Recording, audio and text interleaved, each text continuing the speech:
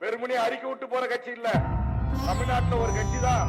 டாஸ்மார்க் கடைகளை அடித்து நொறுக்கி லைவ்ல அப்படியே பேஸ்புக்ல லைவா போட்டு இது எத்தனை ஆயிரம் குடும்பத்துடைய தாலியை அறுக்குது இந்த டாஸ்மார்க் கடை என்று சொல்லி என் கட்சி தோழர்கள் அடித்து நொறுக்கி இந்த கட்சியின் சார்பாக குண்டர் தடுப்பு சட்டத்தை சந்தித்த ஒரே கட்சி தமிழக வாழ்வுரிமை கட்சி. எல்லாரும் எப்படி மாறிடுக்கலாம்,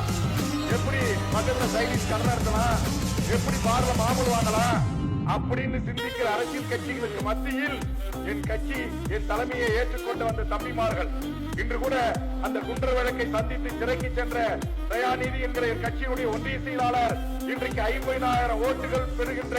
மாவட்ட கவுன்சிலராக அவன் வெற்றி பெற்றிருக்கிறான் என்று கண்டு சொன்னால் அதுக்கு அடிப்படை காரணம் அவன் ஓடி ஒளியில என் மண்ணுக்காக என் மக்களுக்காக என் தலைவன் வேல்முருகனுக்காக நான் இதை செய்தேன் என்று சொல்லிவிட்டு ஓராண்டு காலம் குண்டர் தடுப்பு சட்டத்தை முத்தமிட்டவன்